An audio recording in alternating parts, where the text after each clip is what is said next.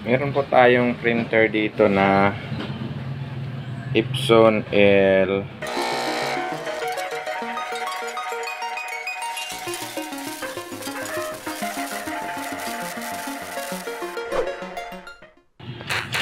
So yun, meron po tayo ditong Epson 15150. So try nating i-switch on kung ano yung problema nito. So power cord, touch muna natin yung power cord dito. Power cord.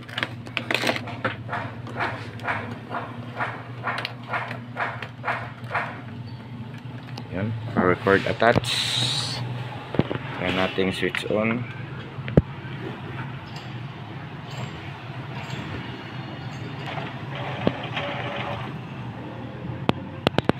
So yun agad ang error niya.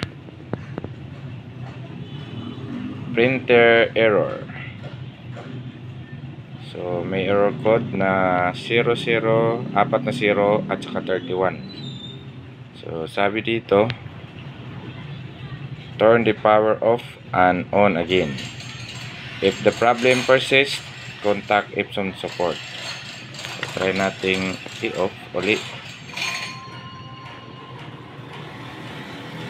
Ayan, may error code light.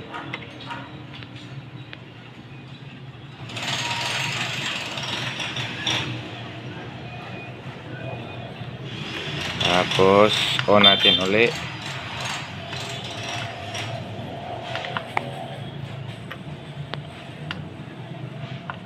Ayan.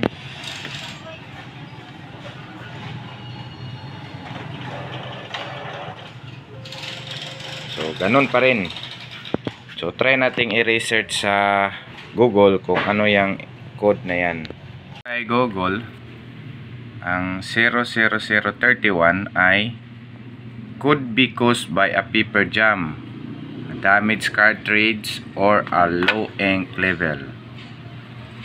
So try muna nating i-search, i-troubleshoot sa mga troubleshoot muna natin kung meron bang nag-paper jam bago tayo pumunta dito sa ibang sinasuggest niya. So yan ang mga possible error na pwede nating i-troubleshoot sa printer na to. So yun, let's go. Oh, mayroon palang papel.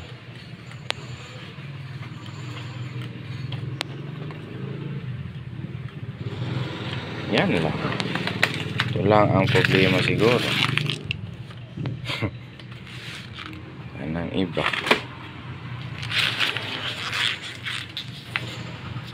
Try natin i-on.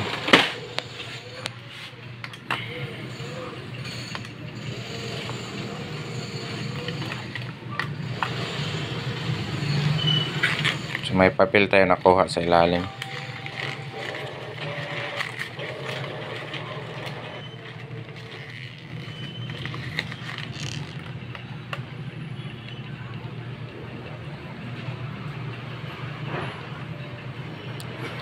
So wala pa tayong ginalaw doon. So inuna muna natin tingnan kung may paper jam. So ito ang paper jam. Yan. So wait natin to kung wala na bang error. Ayan, pasensya na kayo at may nag-drill dyan sa kabila. Medyo maingay po. So wala pa tayong ginalaw. So wait lang natin to kung di ba siya lalabas uli yung 00031 na error code. Pag di na, so ito lang ang naging problema niya. So wala nang iba.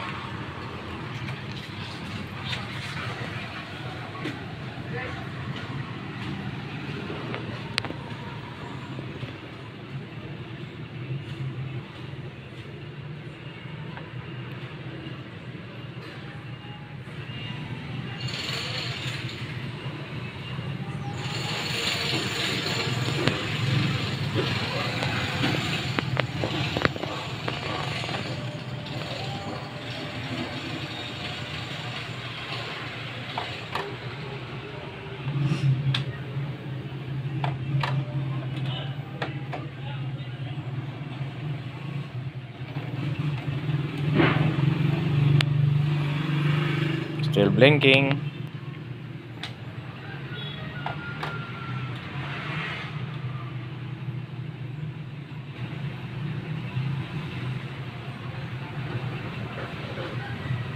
So medyo matagal siya magbasa.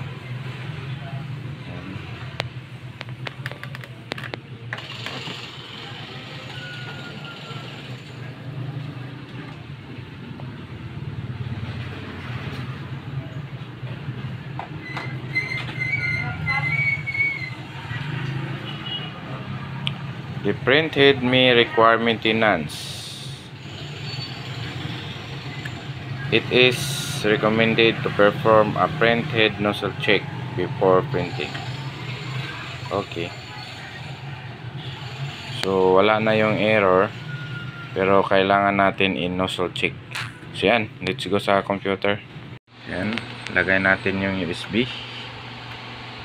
Yan, USB attach. Tapos punta tayo dito.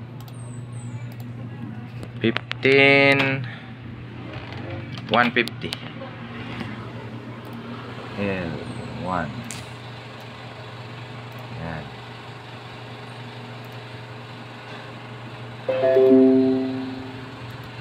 So try natin mag-print. So di tayo maka-nozzle check kasi ganito yung driver niya. So mag-download muna tayo para lalabas yung, halimbawa ito, lalabas tong katulad niyan, may maintenance, di ba? So ito kasi pag pre-installed lang, wala pong maintenance. Tingnan ko ulit. Di ba? Print quality at layout lang ang meron. So mag-download tayo. Basta mga ganito, wala kayong makitang maintenance, kailangan nyo install yung pinaka-driver niya. So mag-download muna ako. Tapos na tayo mag-download. Install natin to. Double click nyo lang. Yes. So saan ko nga pala to di-download? So dito lang, pasok lang kayo sa Google at saka i-search nyo yung pinaka-model niya. Tapos install nyo.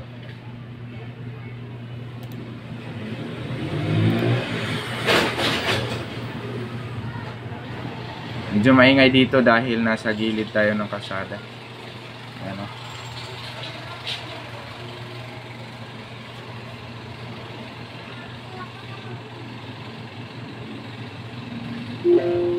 Yan, setup complete. Okay. So balik tayo dito. Ayan.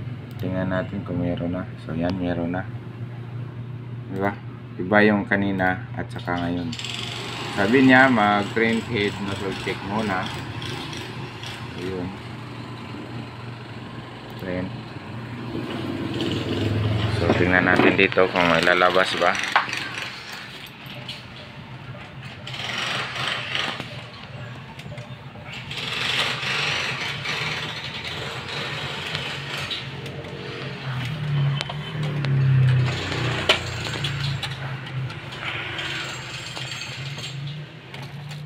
Yan, may lumabas.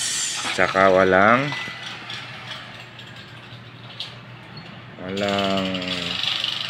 merong black pero putol-putol. Merong yellow, putol-putol din. Walang blue at saka magenta. Asian at saka magenta.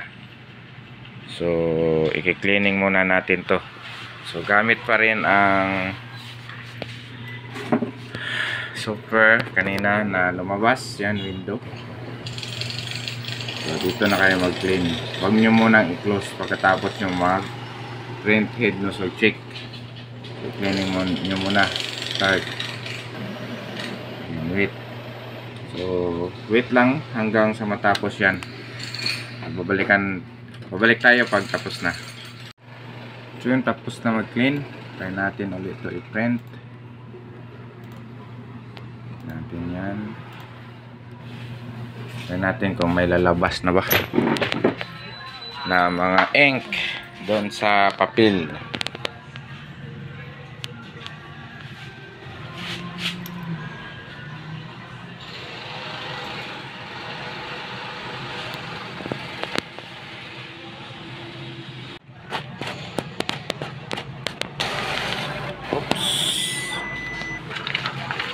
Yun, meron na. Goods na to. Yan, sisiyahan na yung client natin yan.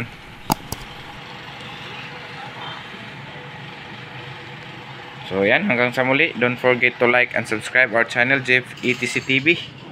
So another printer na naman yung naayos natin, pero basic repair lang dahil hindi naman gaano ka lala yung pinaka problema niya. So yun, thank you sa panonood, hanggang sa muli. This is Jeff ETC TV.